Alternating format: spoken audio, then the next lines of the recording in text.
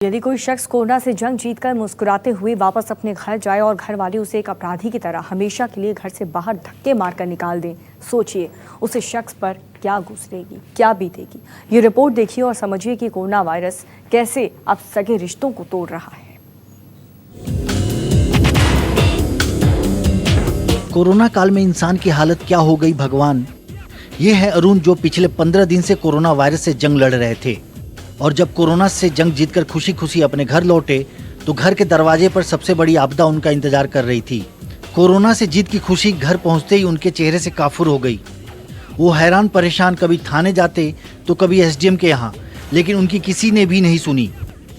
दरअसल जब कोरोना की लड़ाई में जीत के बाद अरुण अपने घर पहुंचे तो उनके दरवाजे पर ही उनको रोक दिया गया और उनके कपड़े बाहर निकाल फेंक दिए और उनको भी धक्के मारकर घर से बाहर निकाल दिया गया। मध्य प्रदेश के राजगढ़ में कोरोना की वजह से घर के लोगों ने उन्हें घर के अंदर नहीं घुसने दिया। परिवार का कहना था कि उनकी वजह से घर में कोरोना वायरस की एंट्री हुई, इसलिए अब इनकी घर में नो एंट्री रहेगी। टीवी स्क्रीन पर आपने कई बार देखा होगा कि कोरोना का बीमार व्यक्ति जब ठीक होकर घर लौटता है तो उसको लोग ताली बजाकर स्वागत करते हैं, लेकिन इनके साथ धोखा हुआ कि पिछले 4 दिन से फुटपाथ पर सोने को मजबूर हैं। ये 4 रोज से सो रहा हूँ यहाँ पे। अच्छा, यहीं पे तो खाना वाना मोहल्ला वाले दे देते मुझे। अच्छा, तो घर पे घर वाले मिले? घर वालों ने मना कर दी, तेरी वजह से हम सारे अस्पताल गए। तू घर आ गया, तेरा हाथ पाँव तोड़ देंगे हम। घर में था ना तू, तेरी रोटी खानी सब बंद, घर में था ना तू। पड़ोसी और दोस्तों की मेहरबानी से अरुण को दोनों टाइम खाना मिल जा रहा है, लेकिन आसरा अभी भी फुटपाथ ही बना हुआ है। अरुण किसी अपराधी की तरह कभी थाने जाते तो कभी एसडीएम के यहाँ जाते तो कभी अस्पताल जाते, लेकिन उनको सभी जगह सिर्फ दिलासा ही दिया जाता है। आसियाने की कोई व्यवस्था नहीं, घर में रहने के लिए कोई व्यवस्था नहीं कराई गई।